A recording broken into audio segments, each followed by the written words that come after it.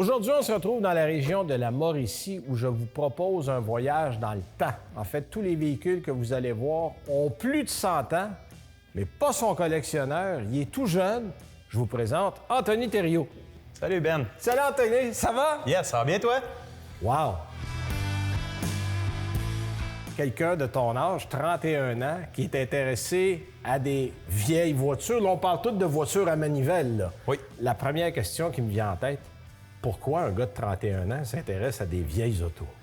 Ça a débuté dans le fond dans un car show. J'ai rencontré qui est rendu un de mes meilleurs amis, qui s'appelle Jean-René Lagagnère de Saint-Anne-de-la-Pérade. OK. Que tout bonnement, une journée avec ma femme, on arrête, puis il était avec 3 de ses véhicules. Puis on discutait, puis à un bon moment donné, on a discuté quelques heures, il me dit « Veux-tu faire un tour? » Fait que ça a parti comme ça, il m'a emmené faire un tour. Quand on est revenu sur le site, je me suis dit « Tabarouette, c'est vraiment écœurant. » Ma femme en arrière, elle tripait bien raide. Fait qu'on a dit à Jean-René « Écoute, on aimerait vraiment ça acheter un auto. » Je peux me rappeler le dimanche soir. Puis il m'a dit « Écoute, Anthony, j'ai 2 options pour toi. » Il dit « Lundi, on va voir ça. » On a été voir une première auto, puis la première, on l'a achetée. Puis là, ça a parti comme ça, depuis 6 ans. Ça fait 6 ans qu'on collectionne des autos 1916 et moins. Puis c'est un vrai milieu de passion.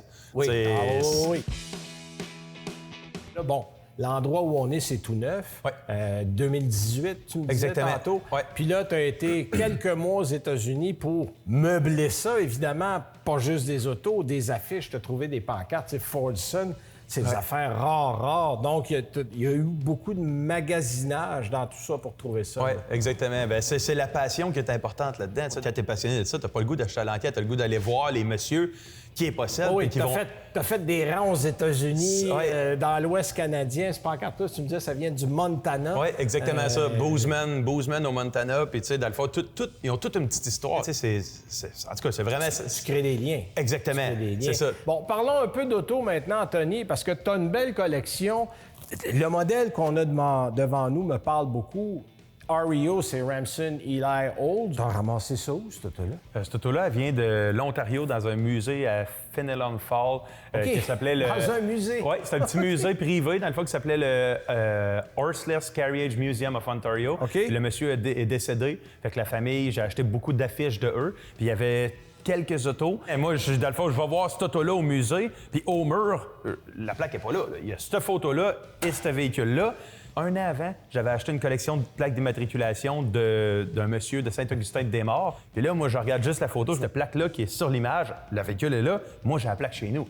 Là, j'appelle ma femme le soir, je dis, écoute, faut acheter une auto à acheter. Puis ensuite, cette auto-là, c'est la première auto qui a roulé sur Wellington Street à Sherbrooke.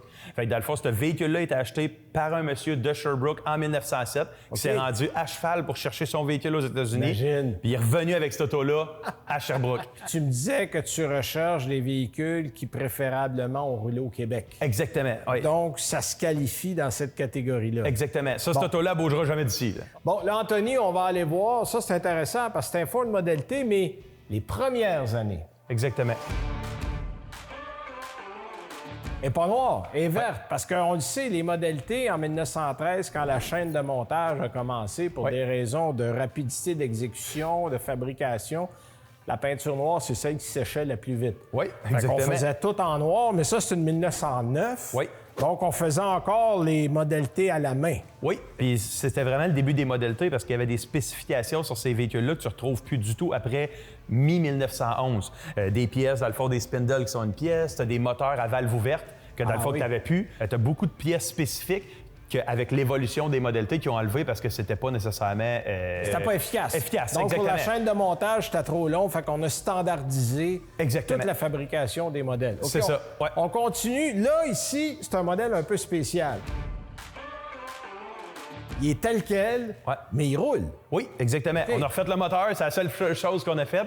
Mais cette auto-là, qui est un McLaughlin 1910, dans le fond, qui est un véhicule de production canadienne. Oui. Et puis ce véhicule-là n'a jamais été restauré. Il est toujours resté, entre guillemets, comme on dit, dans son jus, puis je le restaurerai jamais non plus.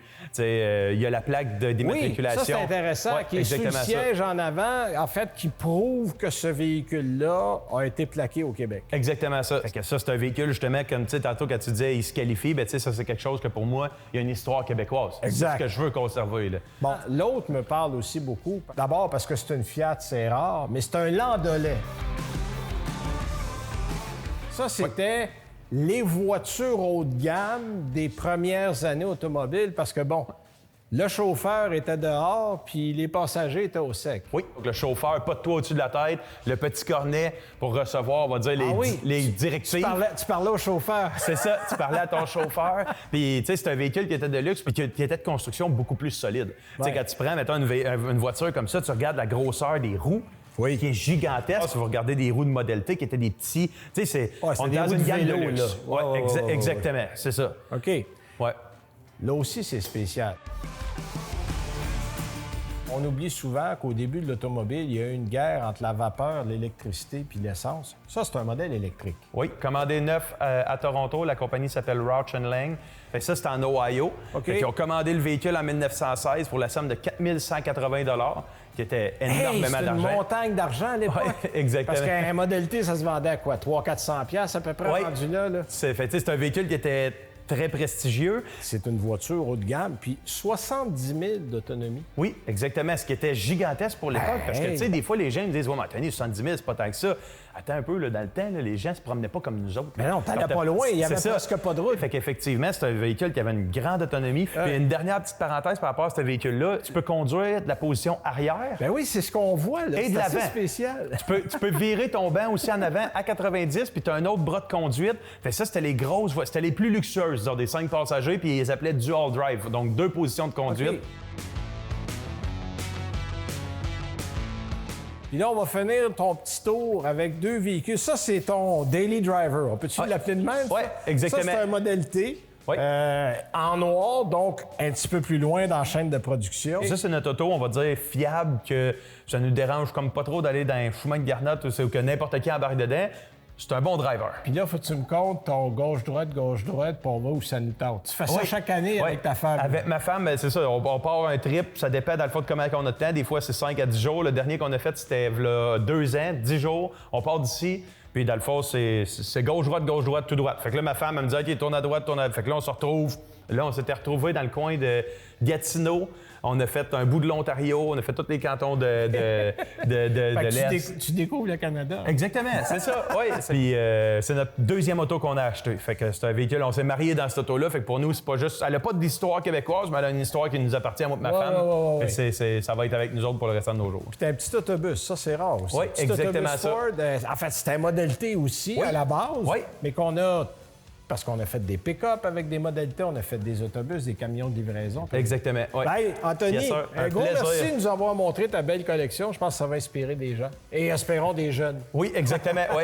Merci beaucoup. Merci.